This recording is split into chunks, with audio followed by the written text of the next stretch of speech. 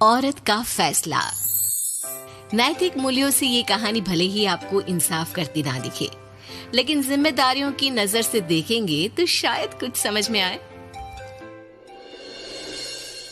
ये क्या है बहू, सुबह से घर का काम करती रहती है, फिर ऑफिस जाती है और बच्चों में लगी रहती है।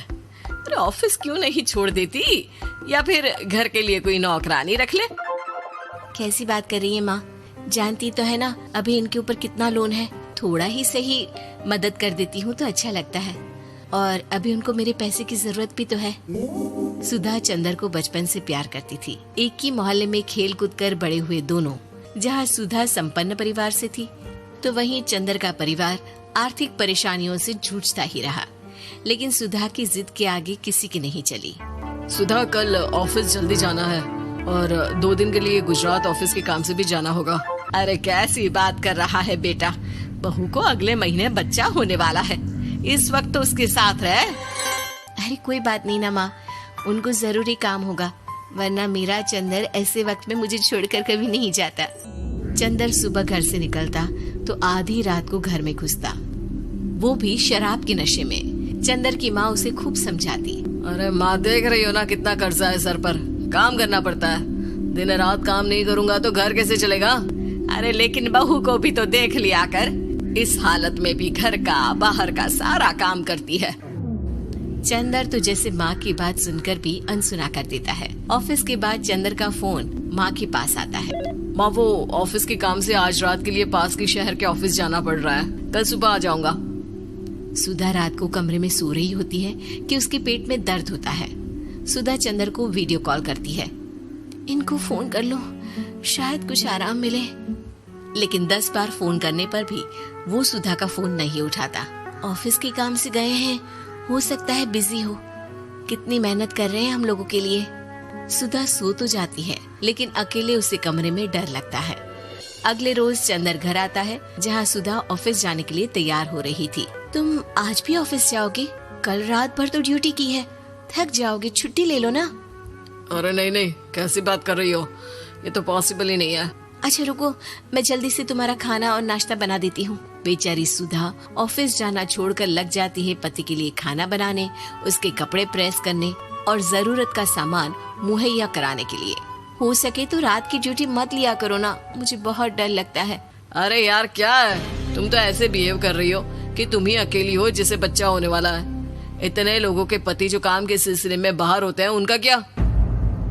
सुधा को चंदर के मुंह से ये बातें अजीब लगती है। अरे हुआ क्या है तुमको? पहले तो तुम मेरा कितना ख्याल रखते थे, मेरे पास रहते थे, मेरी दवा से लेकर खाने पीने तक का सारा ख्याल। और अब इस बार तो तुम एक दफा भी मेरे साथ डॉक्टर के पास नहीं आए, क्यों? अरे पागल हो गई हो क्या? पागल वाली बात कर रही हो। काम धंधा देखो या फिर तुम्हें लेकर टहलता फिरूं। और मुझे शुक्रवार की रात को काम से निकलना है, सोमवार आऊंगा।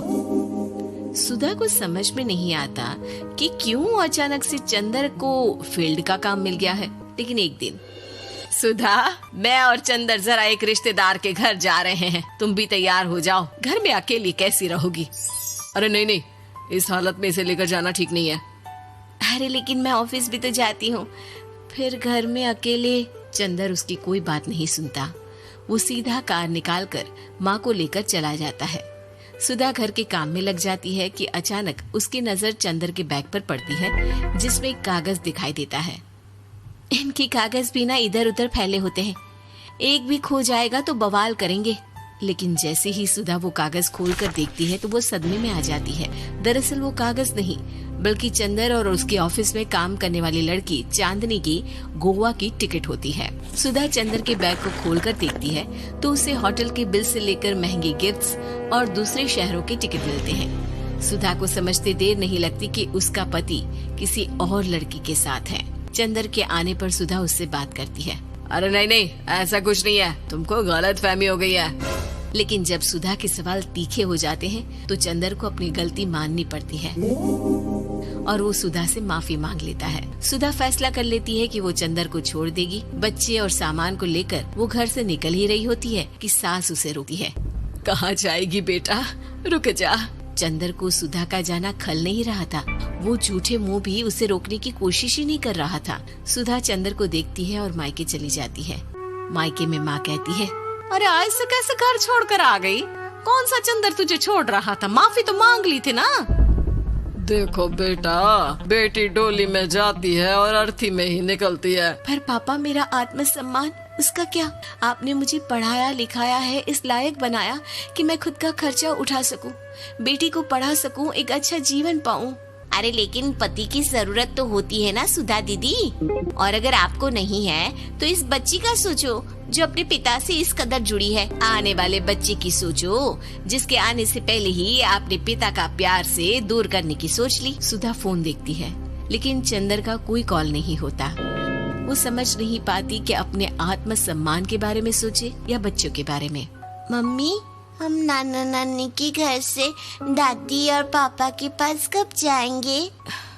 नहीं जाएंगे बेटा, अब यहीं रहेंगे। नहीं मम्मी, मैं पापा के पास जाऊंगी, मुझे दादी के साथ रहना है।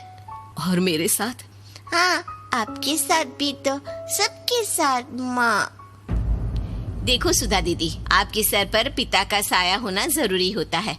अपने घमंड के लिए पिता और बेटी को अलग मत करो। सुधा अब सामान उठाकर अपने ससुराल जाने लगती है, लेकिन मन में सवाल रह जाता है कि जिसे दुनिया घमंड समझ रही है वो उसका आत्मसम्मान था। चंदन ने माफी जरूर मांग ली, लेकिन कभी ये एहसास नहीं दिलाया कि वो सिर्फ उसी का है।